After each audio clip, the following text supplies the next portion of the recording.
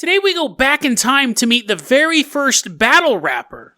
In ancient Greece? Huh? And then what would you do if you were confronted with a UFO who said it could give you anything you wanted, and then told you to eat poop? Today on Dead Rabbit Radio.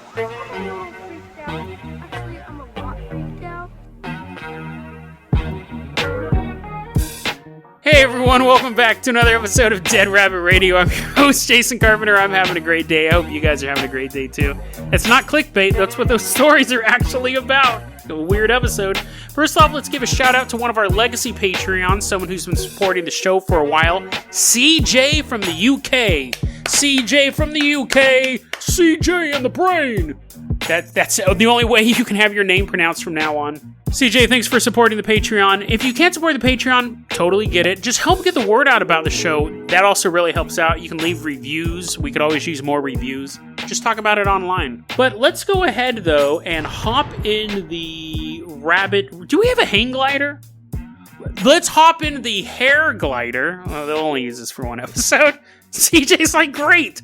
I get the experimental thing. We're hopping the hair hang glider. Whatever. We'll just catch a cab. Hang glider's tied up on the top. CJ's like, dang it, now I'm driving a cab? Why am I supporting this Patreon? Fine, we'll take the Dead Rabbit hair. We'll take the hair hang glider. We're flying off to Greece. CJ's like, yippee! We're headed to Greece. We're going back in time as well. We're going back in the year 540-ish. We're going to meet a man named Hipponax of Ephesus. Now, Hipponax, we don't have a lot of his poetry, not a lot of it survived, but he's very well known at the time. He was well known as a vulgar poet who hung out with the criminal class, i.e. a gangster rapper, right? He would sit there and he was just busting flows, writing this poetry down. He's like, yo, guys, I got a good one for you. Then he sits down with a chisel, ching, ching, ching, ching, ching, ching, ching, ching. And then he holds up the tablet. They're like, damn, oh, dude, look what he wrote down. Oh, and he's like, yep. He's like, and then he waits for his opponent to respond. It takes like 15 minutes. Ching, ching, ching, ching, ching. And he's like, oh, yeah, there. He was this battle rapper who just write this vulgar poetry, ran with the criminal class.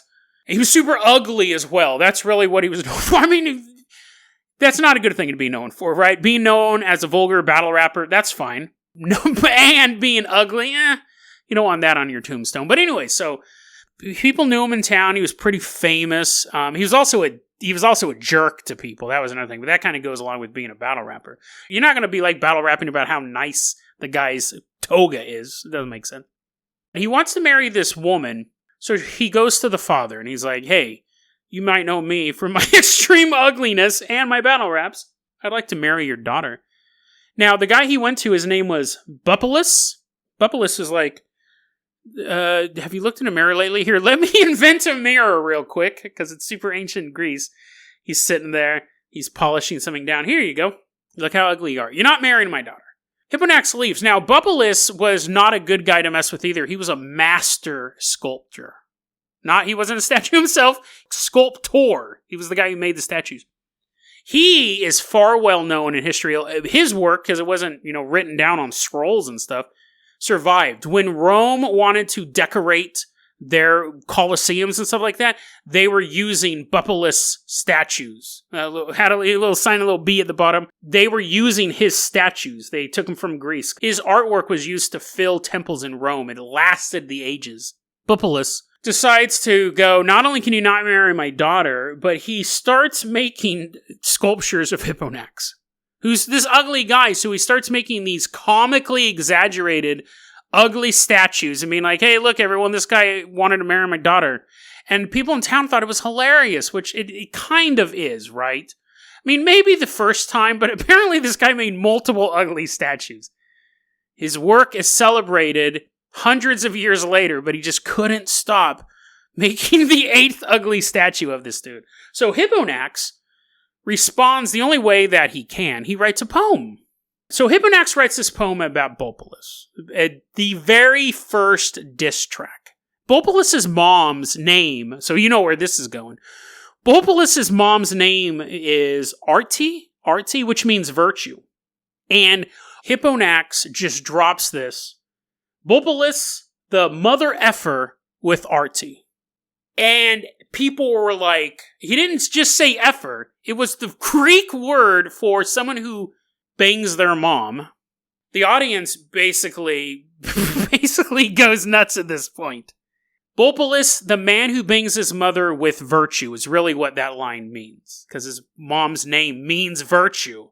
People were like, what in the world is going on? It continues. It talks about his mom. Sorry, this segment is not for kids. It talks for all the sex acts Bopulus does with his mom. Talks about him banging his mom. Talks about the mom giving oral sex to Bopulus.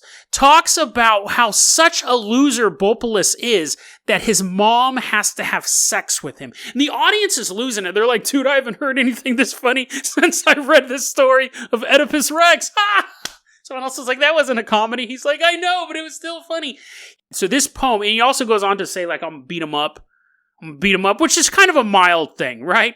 Like, you're like, oh, dude, you bang your mom's doing all this stuff. By the way, I'm gonna punch you in the eye. You're like, that doesn't matter anymore. You said all this horrible stuff about me. There's these ugly statues of Hipponax around town, but everyone in town has heard this poem at this point. It's a viral hit. In a time when viruses were wiping out towns, this one was a snappy viral hit. Bopulus killed himself because people would not stop laughing. The diss track was so hard, this master sculptor, again, not a statue, hung himself due to a diss track. We don't really know what happened. We don't know if Hipponax felt bad about it after that, or if he did a little b-boy pose. He could have, like, as Bopulus is being taken into the grave, he invents cardboard, puts it over the grave, and starts breakdancing. We don't know. I would imagine Hipponax was a jerk, but you can be a jerk and still feel bad about causing someone to kill themselves. But yeah, is that the very first diss track? I would argue so. I don't think anyone was dropping stuff during the Odyssey. They're like, yo, you turned into a pig. That's the only thing I know about the Odyssey. Yo, I shot an arrow through hoops. You made some hoops, but I shot an arrow through. I don't even know if that's from the Odyssey or from like an episode of DuckTales or something like that. But didn't they do that? Didn't they have like Robin Hood? Didn't Odyssey dude, Odysseus, like come back? First, a bunch of people turn into pigs. Like his men, they're on a boat and they left Troy. Which I have a story coming up on Troy. I have to do a bunch of research on it. But he leaves Troy. He's floating on a boat. And then they go to an island where Circe's at. And all of his men get off and they turn into pigs. And then he magically has a supply of hot dogs. Everyone's like, he comes back to Greece. They're like, what happened to your crew? And he's like, here, have a hot dog. A bunch of people turn into pigs and then he sails away. And then he goes back to Greece and his wife doesn't recognize him. And his dog recognizes him. And that was like to show how loyal a dog is over your family. And then he's like, good dog. And then they go, you're not Odysseus. And he goes, yeah, I am. And then he has to shoot an arrow through a bunch of stuff. A bunch of soldiers trying to take him. And he shoots arrows through them. No, isn't there like a bunch of hooks, a bunch of circles, and he shoots an arrow through it? This is a very long explanation for a joke that probably didn't make any sense. But anyways, that is the story of Odysseus. If you have a book report due on the Odyssey soon, if you have to have read Odyssey, just listen to that. I should do a whole audiobook. I should do a whole podcast series of me reciting books that I've never read. I'm like, the story of Beowulf. So Beowulf met Angelina Jolie. I should just do that. That should be a whole podcast. CJ from the UK, let's leave behind old-timey Greece. Let's hop in the Carpenter copter. We are headed out to new-timey Greece. Specifically, we're going to the year 1999. It's June 8th. We're leaving behind old statues and stuff. We got some brand new togas. I got a statue of an ugly dude. I'm hanging on to it. We're flying over Greece. We're specifically going to Ano Kortesi. It's 2 a.m. in the morning. There's this dude named Dimitris Hellenis. He works at this farm. It's 2 a.m. And he has to go turn off some water valves. He's like, oh, it's time to go to bed at 10 p.m., just like a normal human. And then he wakes up at 2. Oh my God, the farm's flooded. I left the water valves on. He hops on his motorcycle. He drives through the pitch black farm to go shut off the water valves. And then he looks up and there is a golden triangle in the night sky. Just this bright golden light, like someone cut a triangle out of reality. It's 2 a.m., dude. I'm still getting used to the light. And the triangle's just floating there. And it says to him, don't be afraid. I am the Almighty. I will do whatever you ask of me.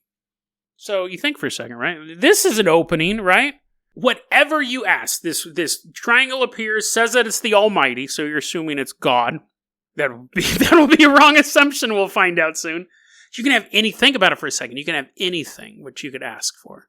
Like, I mean, obviously you could go, I want peace and love for everything in the environment to be Or you could be like, I want to have the #1 podcast in the world. Or anything in between, right? Maybe you want to help the environment and have the #1 podcast. Who knows? But you have anything to ask this triangle. Demetrius thinks about it and goes, yeah, I have these horrible migraines. Can you get rid of them? And let me add something else on that. I want to quit smoking. And the triangle goes, done. Thinking small, but those are important things to Demetrius. The migraines immediately go away. And he's like, oh, that was so good. Usually when I have those migraines, I hallucinate triangles in the sky. Migraine's gone. And he pulled out his pack of cigarettes and throws them in the ground. And he feels the bitter taste that's enveloped his mouth for years due to smoking just disappear. He's never had a cigarette since, as far as we know. So the triangle held up its end of the bargain. Triangle disappears. That is a great night. You met a triangle. Gave you the wish that you wanted. You got 2 wishes in, too. So, you're fast. You got to outthink the triangle. He's at the water valves now. He pulls out his flashlight. He's looking around. Triangle appears above him. I was like, what? Oh, great. Am I going to get another wish? The triangle appears, and it goes, in reference to his flashlight, throw it away. I will light your way from now on. He's like, oh, okay. I mean, you did cure me of an addiction and got rid of my migraines. So he tosses the flashlight. And now the triangle's just kind of floating there. He's like working on the valves, and he's like, you imagine he's thinking this is kind of a weird use for divine power. Like, I had a flashlight, it worked just fine. But then the triangle goes, now I want you to go and tell all of your work buddies about me. The guy's like, I don't really have any friends at work. The triangle's like, yeah, I'm trying to get you to meet other people. But go tell your workmates about me. So Dimitri's like, okay, the triangle did cure my addiction, so I should go do that. So he goes to, the worker's shack, and he's like, hey, guys, what's up? It's 2 a.m., by the way. Remember, everyone's asleep except this guy. Hey, guys, wake up. You won't believe it. There's flying triangles out there. It got me to stop smoking, and it replaced my flashlight. And everyone's like, dude, go to bed. What are you doing? Did you leave the water valves on again? He's like, go to bed, dude. It's 2 a.m. He's like, So he goes back out. No one believes him in the shack. He goes back out. The triangle appears again. It goes, Demetrius. Pronounce your name differently this time, Demetrius. You went and told the workers about us, and they didn't believe you. Now, go tell your girlfriend about us. And he's like, what? Triangle's like, go tell your girlfriend about us. And he's like, well, they did cure my migraines. His girlfriend doesn't live in a shack on the workplace. He has to get in his car. He drives all the way to his girlfriend's house. He knocks on the door, wakes her up. What is it, maybe 2:30? It's like, dude, you won't believe this triangle outside. This flying triangle outside caused me to stop smoking. No one will believe me. His girlfriend's like, I don't believe you either. And it's 2:30 a.m. What are you doing out? What? Did you leave the water valves on again? It's like, listen, not about the water valves, okay? I should have used my wish that everyone forgot about the water valves. No, there's a flying triangle out there. The girlfriend doesn't believe him. So he gets back in his car and he starts driving back to the farm. Remember, this triangle can easily just appear and show itself to the girlfriend, to the workers. It's basically at this point making him sound insane. It's like, like it's looking in through the window. It's like behind the blinds. It's like, dude, watch. No, he's actually telling his girlfriend. Can you hear what she's saying? No. But she looks really mad and super tired. The aliens on the other side of this thing are laughing. Because at this point, I think any casual observer would go, this isn't the Almighty. This is definitely someone who's just pulling practical jokes at this point. Did cure him of his crippling nicotine addiction and his migraines. And replace his flashlight, to be fair. But it can obviously, show itself off. And it's telling him to go off and tell these people. And then it just disappears. It's like hiding. So now he's driving back to the farm, and the triangle shows up and says, get out of your car. Get out of your car. And he's like, what? Well, you did. And so he gets out of his car, and he's still miles from the farm. And the triangle's like, just run. Just run. At this point, I'd be scared of the triangle. Gets me out of my car, and now it's like, run, human. He runs and he says he's able to run with superhuman speed. So he actually gets to the farm faster than if he took the car. That's awesome, except for when he has to go back to the car later, and he doesn't have super speed, but we don't know about that part. We just know that he gets to this farm super fast. The triangle appears above him. He's all alone in the middle of the farm. No one believes him. And the triangle goes, "You're a pretty cool dude, man. You run super fast." He's like, "Really? You guys think I'm cool?" They're like, "Yeah, you're super cool." You know what would be really cool? You can almost hear the interdimensional creatures laughing on the other side of the void. You know what would be really cool? If you got that lighter, right? He's like, yeah, I got a lighter. He's like, burn your hand. What? What? You want me to burn my hand? Yeah, dude, it'd be super, like, we burn our hands over here all the time. Burn it. He goes, oh, haven't been steered wrong yet by these guys. And he takes this lighter out. He starts burning his hand. Demetrius says he feels no pain during this, but he's holding the lighter on for so long, he can smell his skin cooking. This smell, he said, actually started to make him sick to his stomach. So he stopped, and the triangle goes, "Do it again." It's like, what? No, sure it doesn't hurt, and it's kind of weird that it doesn't hurt, but this, "Do it again." He's like, oh. Get a little nervous now. He's lighting, burning. He did it 3 times. Setting his hand, burning his hand. He said he never felt any pain, but he could smell the flesh cooking. Then the triangle goes, "You know what would be really cool?" He's like, damn it. You know what would be really cool? You got a bunch of dirt in you. He's like, what? No, I don't. They're like, yeah, no, trust us. We have this special device that can determine a person's dirt amount in their body. You have a lot of dirt in you, Demetrius. Burn it out. Swallow the flame and burn it out. This story is interesting because we've talked about this on other stories, the level of degrees. Like, the first off, the triangle shows up and says, "What do you wish?" And he gives it to him. And then he's like, replace the flashlight. You replace the flashlight. Tell your workmates, tell your girlfriend, stuff like that. It's a matter of degrees. If the triangle goes, "Oh, sure, you don't have to smoke anymore, swallow flame," you'd be like, no. But it's on a level of degrees. He's already agreed to do so much stuff that this triangle's told him to do with really no ill results. Other than the smell of flesh cooking. When the triangle tells him to eat flame, he does it. Whether or not it actually burns out the dirt in his body, because the triangle says you have the dirt in your body, you have to swallow flame to burn it out. I mean, I don't know if that happened. At this point, when I was reading the story, I'm thinking, these aliens, they're just a bunch of frat boys. I assume they're aliens, honestly. Imagine 2 alien frat boys got a hold of a spaceship. Their spacesuits have popped collars on them. They're flying through the galaxy, and they see this dude out in the middle of nowhere, and they're like, oh, dude, let's see how far we can push this dude. Because that's really what it seems. It seems like just to be this slow escalation, because we're not done yet. He's now swallowing flame. And then they go, tell you what, okay, we just wanted to test you. Now, we want you to hold that flame, and he's probably thinking, please no more flame-related stuff. And they go, we want you to sing this Orthodox hymn. You gotta sing it 3 times while holding the lighter. They're like, oh, I can easily do that. I'm not burning myself, I'm not swallowing flame, and he does it. And the triangle's like, good. A little pitchy, but decent hymnal singing. Then they go, hey, you see that dirt over there? Yes, triangle. Yes, triangle, I see the dirt, and it's like, you need to eat it. Now, at this point, I would go, wait a second, then I just burned the dirt out of me, but Demetrius eats the dirt. Just walks over, takes a big old handful of it. Okay, to be fair, I don't know if it was a big handful. He could have taken a dirt clod and eaten it, but he eats the dirt. And then I imagine at this point on this frat-controlled UFO, it was a booze cruise. Someone else grabs the microphone at this point and was like, dude, you guys are small potatoes, right? Yeah, sure, burning himself, eating dirt, whatever. Let me show you how it's done at Kappa Kappa Gamma. He grabs the microphone and goes, hey, yeah, it's a new voice. It's a dimensional thing. Sometimes our voices change due to, stuff. It doesn't matter. But anyways, new voice. I want you to get a cup of water. Demetrius is like, okay, I see where this is going. It's pretty fine. Gets a cup of water, and then the voice goes, see that fertilizer over there? Mix it with the water and drink it.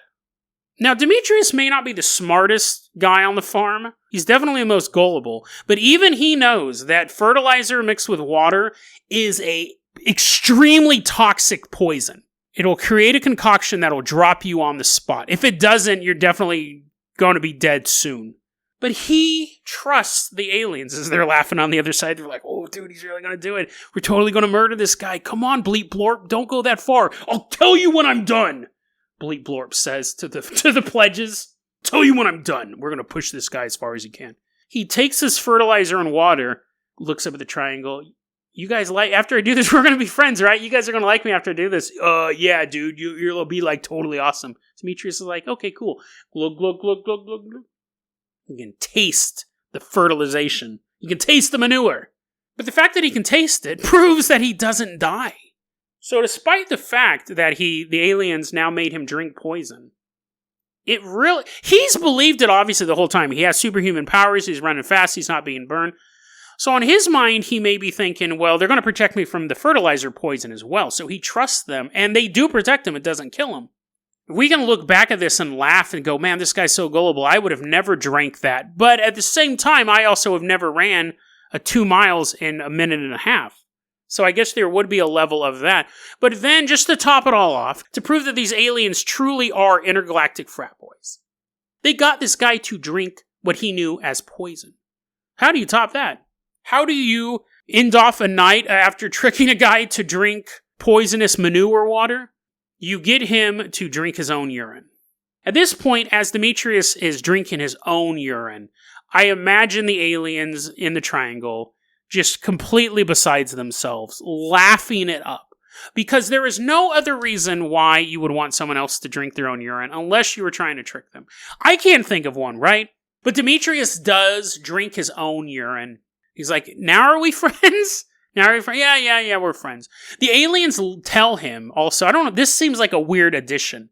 Like, they've been doing all this stuff all night, and then they give the standard message like, someday all the evildoers will be destroyed.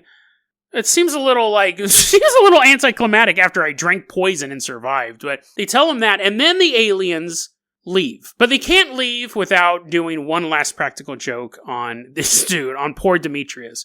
It may be that he's suffering the debilitating effects of drinking poisonous poop water, manure, fertilizer, mixed together, poured in a stew and down his gullet. That's possible. But he says that after the triangle left, he heard music for about 10 minutes. He heard music in the air. Now, I don't know what type of bands that Demetrius listens to, and I definitely don't know what type of prog rock band Bleep Blorp's a member of, but this is how he described this music that he heard. He said it resembled, quote, many birds singing. Oh, that's kind of cute, right? Many birds singing, and then animals screaming, live wolves, and jackals howling. And it went on for 10 minutes. So it's like, and Demetrius is just sitting there, belly full of poison. He's like, oh, this music is so, so beautiful. I'm so glad the triangle came to me. Live wolves, jackals, and what was the birds? How could he even hear the birds over the animals screaming? This has to be a joke. Not in the sense that this guy's making it up, because we'll assume that this encounter is real just for the sake of, UFO stories, but this can't be what aliens are actually like. This can't be what the other intelligences are like in this universe. Like, sure, they did get him to quit smoking and cured his migraines, but in return, they humiliated him. And so that concludes the story of Demetrius. Demetrius? Did you know that actually in Greek, that means name of 1,000 pronunciations. You can pronounce it however you want. It's totally okay with all the Dimitri eyes out there. So that is his story. And I think it's a very revealing look at what may actually happen when aliens do try to invade this planet. We've always been thinking of like flying ships and like blowing stuff up. That stuff will probably happen. That stuff will probably happen regardless. But maybe it won't be a war between two military superpowers. Maybe it'll be a haze battle against two fraternities. The fraternity of Gleep Glop Glorp, out there floating around space. They're out there with like their paddles, but their lightsabers. This hurts way more than it should. They're doing all their toilet papering entire black holes. The toilet paper keeps getting sucked in. And then you got the real fraternity, the Earth fraternity, Terra. And you know what? We don't put up with any intergalactic shenanigans. Like, if it comes down to a technological war, sure, they'll probably win. They do have lightsaber technology in their haze paddles. But if it comes down to a haze war, humanity will destroy these aliens. Like, sure, they got this guy to drink poison. That's pretty funny, right? But I'm sure we could come up with something way better than that. I think if you got all of the fraternities together, you got a great meeting of the mind. Get out of my way, General! I picked on you in high school, and now I'm taking over your job. They're just walking into the UN, pushing everyone over. Get out of the way. Popped collars everywhere. You've never seen that many pastel pink polo shirts in your life. And you work at a pastel pink polo shirt factory. The fraternities have now taken over the UN. 4 hours after the beer pong party, 4 hours after everyone is done drinking, they sit there and they go, okay, now it's time to defeat these aliens. So bring it, dude. Bring it. We have the best bullies on the planet. Well, actually, of course, because this is only the planet. We have the best bullies in the universe. So, aliens, if you think you can prank all the Dimitri-eyes of the planet, maybe you'll get one or two. But there's no way you'll be able to defeat all of Terra. The best fraternity in the universe. Can I start my own fraternity called Terra? I'm gonna have to look into that, because that would be super dope. We all get like Letterman jackets that just have a picture of the Earth on it, and then like a line through the Earth. We're for the Earth. We're not saying no Earth, but a line. Wait, no, you'd have a picture of the Earth, and then like an alien. You'd have to have an alien in there. How about you have a picture of the Earth, right? You're like, Jason, just finish the episode. Hold on. You have a picture of the Earth on the back of your Letterman's jacket.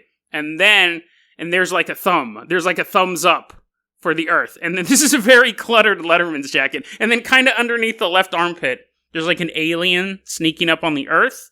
And he has like an X through him. And then on the right side of the armpit, like I said, very, very cluttered Letterman's jacket. So alien with an X through it. Earth with a giant thumbs up, and then on the other side, like on the right-hand side, you have a picture of a super sexy alien space babe, and a dude in a super tight pastel pink polo shirt, popped collars, of course, with his arm around the space babe.